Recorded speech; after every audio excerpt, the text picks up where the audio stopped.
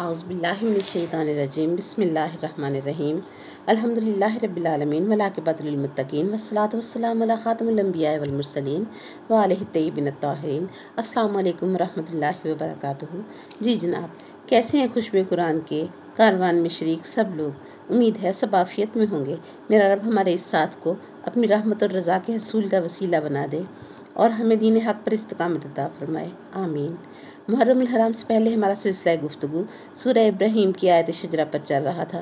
پھر محرم الحرام کی نسبت سے کچھ عقیدہ حق اور عقیدہ قرآنی پر بات کرنا بھی ضروری تھا، تاکہ وہ تمام شکوک و شبہات جو آل رسول پاک صلی اللہ علیہ وسلم کا غم اور دکھ دل میں رکھنے کے حوالے سے تھے وہ دور ہو جائیں، اور ہم دل و جان سے سنت نبوی صلی اللہ علیہ وسلم پر عمل کرتے ہوئے اخلاص کے ساتھ محرم کے مہینے کے فیض و برکات سے فیض یاب ہو سکیں۔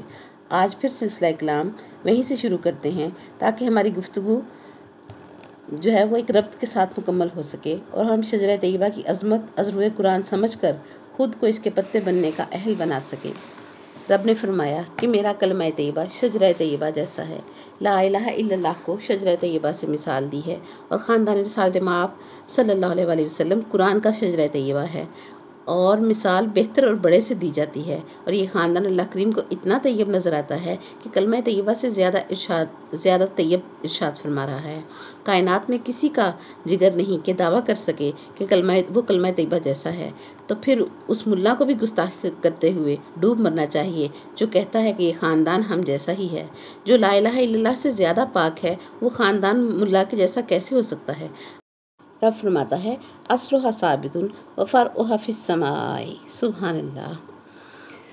اللہ کریم نے قرآن میں نشانی بتائی کہ اس کی جڑ زمین پر ہے اور اس کی ایک شاخ آسمان میں ہے۔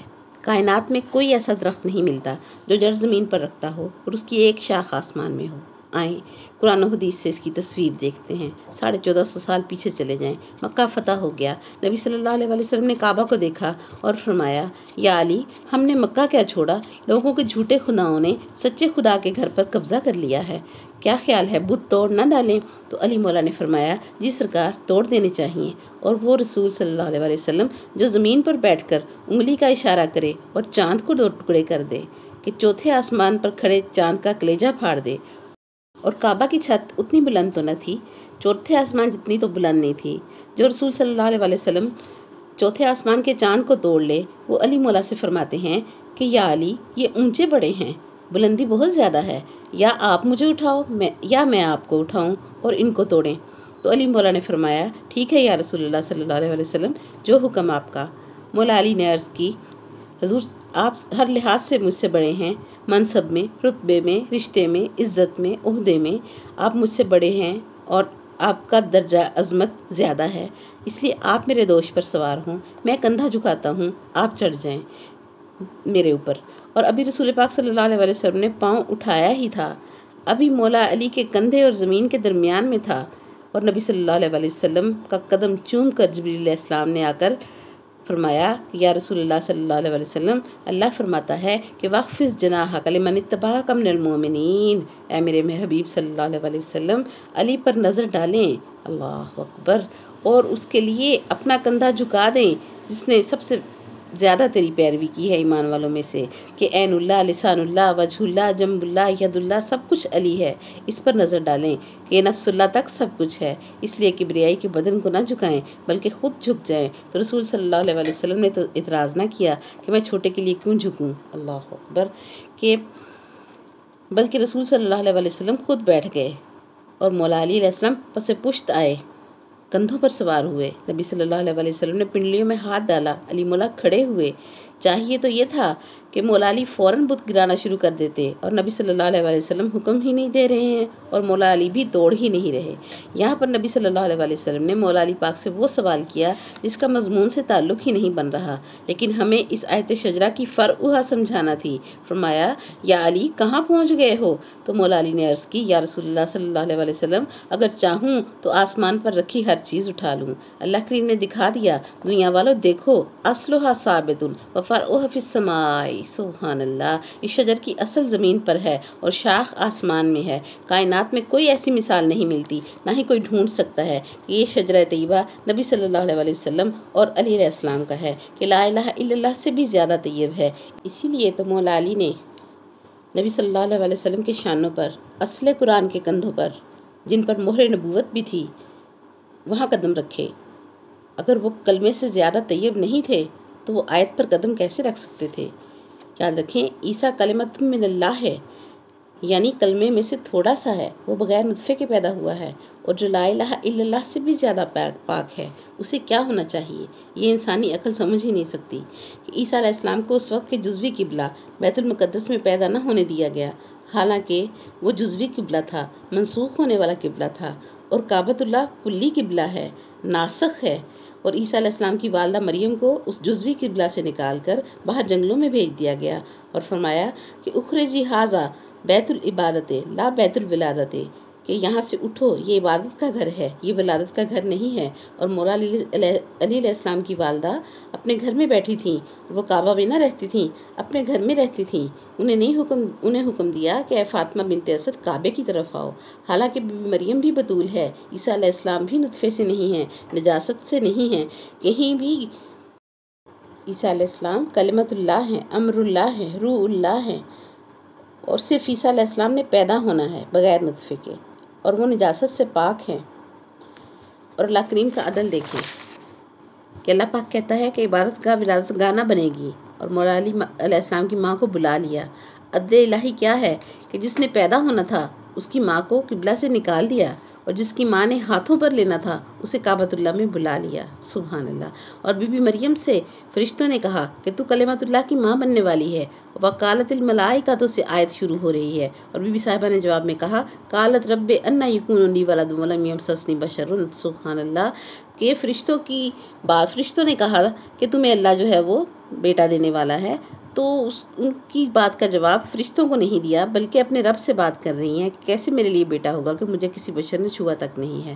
اور دوسری جگہ سورہ مریم میں قرآن بتاتا ہے کہ وَاذْكُرْ فِي الْكِتَابِ مَرْيَمَ إِذِ انتبذت مِنْ أَهْلِهَا مَكَانًا شَرْقِيًّا، جب وہاں جبرائیل علیہ السلام آئے تو بی بی مریم نے پردہ تانا غسل کے لیے۔ قرآن بتاتا ہے فَاتَّخَذَتْ مِن دُونِهِ حِجَابًا فَأَرْسَلْنَا إِلَيْهَا رُوحَنَا فَتَمَثَّلَ لَهَا بَشَرًا سَوِيًّا۔ مریم نے پردہ تانا، ہم نے جبریل علیہ السلام کو بھیج دیا۔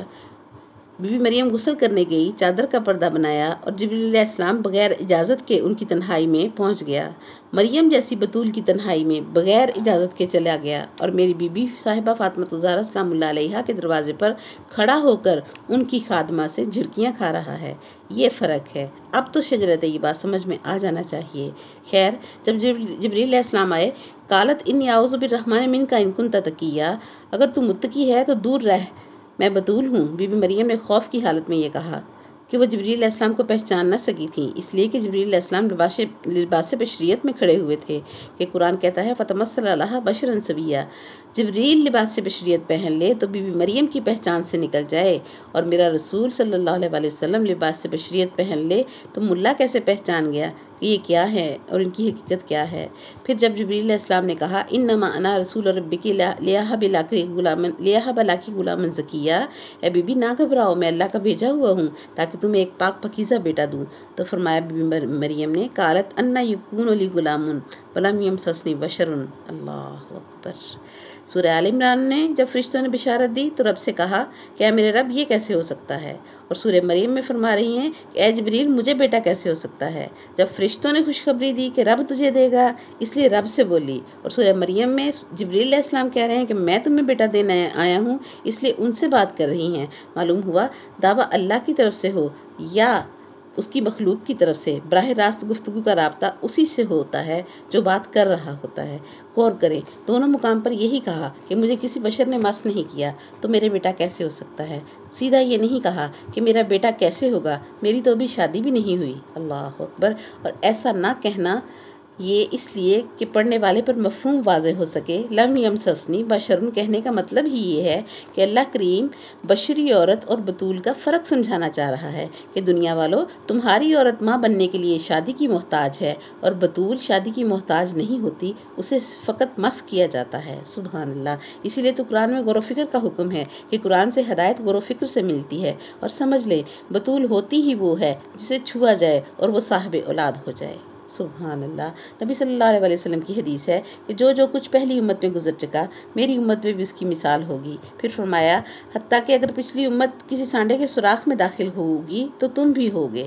اس لیے پہلی امت میں سے کسی بندے کو خدا کہا گیا تو رسول خدا کے زمانے میں بھی مولا علی کو اللہ کہہ دیا گیا۔ پہلی امتوں میں ایک واقعہ ہوا کہ ایک بطول ماں بنی چھونے سے، تو عہد رسالت میں بھی اس کی مثال کیا ہے؟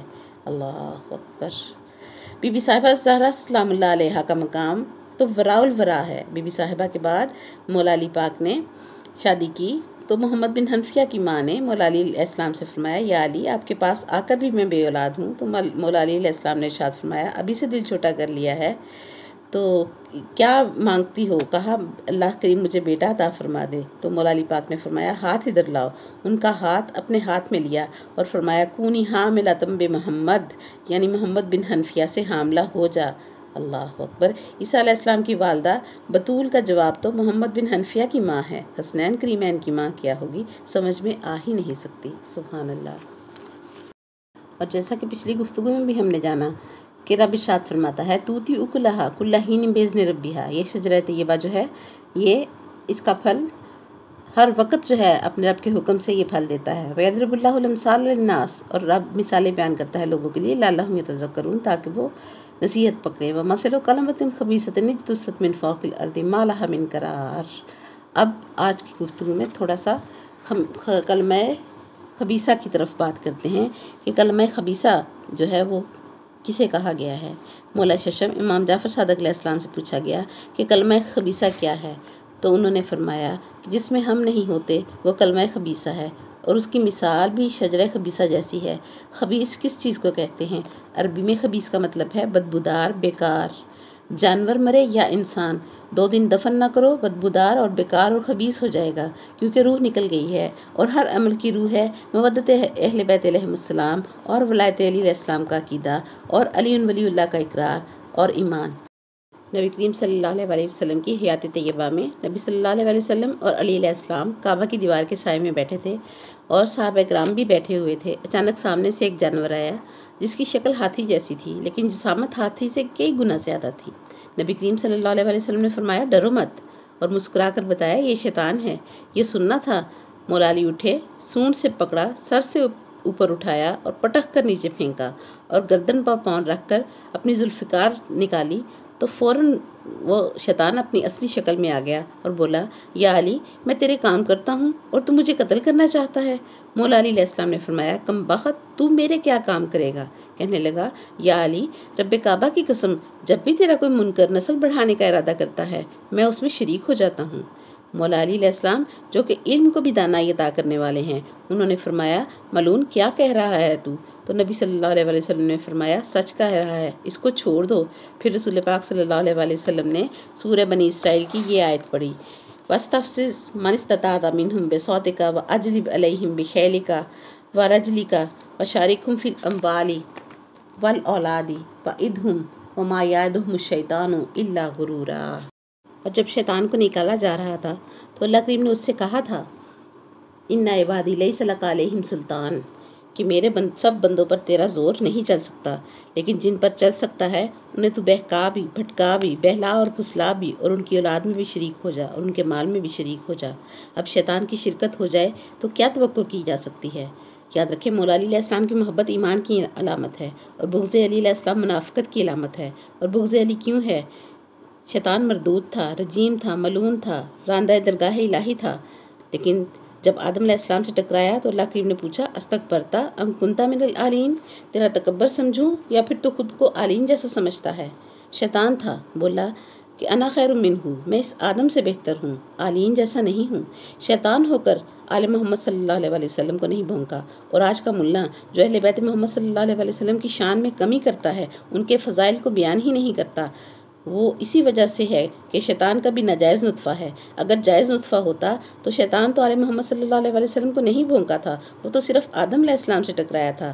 اللہ اکبر۔ مولا علی علیہ السلام نے حضرت عمار رضی اللہ تعالیٰ عنہ کو فرمایا تھا کہ اے عمار، جن لوگوں کے دلوں کی بستی میں رہتا ہوں، میں انہیں چیر کر ماروں یا ٹکڑے کر کے ماروں یا کینچی سے پرزا کر دوں، 1000 دفعہ زندہ کروں، پھر اسی طرح ماروں، جب بھی زندہ ہوں گے کہیں گے علی حق، علی حق، علی حق، علی حق۔ اللہ اکبر۔